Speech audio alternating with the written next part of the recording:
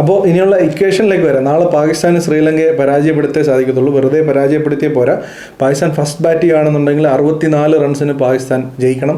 Pakistan second bat ചെയ്യുകയാണെന്നുണ്ടെങ്കിൽ ശ്രീലങ്ക അടിക്കുന്ന സ്കോറിനെ 13.1 ഓവറിൽ പാകിസ്ഥാൻ ചേസ് ചെയ്യാൻ വേണം. അങ്ങനെയാണെങ്കിലേ പാകിസ്ഥാന് സെമി ഫൈനലിലേക്കുള്ള വാതിൽ തുറക്കത്തുള്ളൂ. വളരെ ബുദ്ധിമുട്ടേറിയ കാര്യമാണ്. ശ്രീലങ്കയിലാണ് കളിക്കുന്നത്. പിന്നെ ശ്രീലങ്ക ആയതുകൊണ്ട് പറയാൻ പറ്റില്ല, ഒരുപക്ഷെ പാകിസ്ഥാൻ രക്ഷപ്പെടാനുള്ള ചാൻസ് വേണമെങ്കിൽ അവർ കൊടുക്കുക. ആ രീതിയിലുള്ള ക്രിക്കറ്റ് അവർ കളിച്ചുകൊണ്ടിരിക്കുന്നത്. എന്നാലും ഇതുകൊണ്ട് തന്നെ വേറെ കുറേ സിനാരിയോസും വന്നിട്ടുണ്ട്. ഇംഗ്ലണ്ട് ടോപ്പിൽ പോയപ്പോഴത്തേക്ക് ഇനി അടുത്ത മാച്ച് ഇന്ത്യ ജയിക്കുകയാണെന്നുണ്ടെങ്കിൽ ഇന്ത്യ വേഴ്സസ് ഇംഗ്ലണ്ട് മത്സരമായിരിക്കും നടക്കാൻ പോകുന്നത് സെമി ഫൈനലിൽ. ഇന്ത്യ ക്വാളിഫൈ ചെയ്യുകയാണെന്നുണ്ടെങ്കിൽ അതിൽ സൗത്ത് ആഫ്രിക്കയെ സംബന്ധിച്ച് വേറൊരു വലിയ പണി വരുന്നുണ്ട്. പാകിസ്ഥാൻ ക്വാളിഫൈ ചെയ്യുകയാണെങ്കിൽ, ഏതെങ്കിലും വിധേന പാകിസ്ഥാൻ ക്വാളിഫൈ ചെയ്യുകയാണെന്നുണ്ടെങ്കിൽ സൗത്ത് ആഫ്രിക്ക ശ്രീലങ്കയിൽ പോയി കളിക്കേണ്ടി വരും. അതവർക്ക് വലിയ പണിയാണ്. കാരണം അവർ ഒരു കംഫർട്ട് സോണിലിരിക്കുകയാണ്.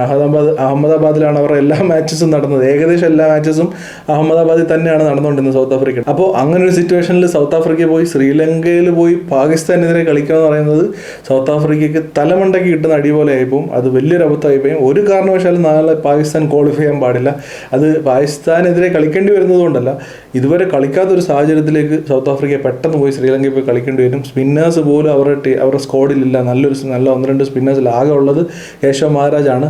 വേറൊരു മിസ്റ്ററി സ്പിന്നറോ അങ്ങനെയുള്ള ഒരു ഓപ്ഷൻസ് ഒന്നും ഇല്ലാത്തതുകൊണ്ട് അത് സൗത്ത് ആഫ്രിക്കയെ സംബന്ധിച്ചും വലിയൊരു പണിയാണ്.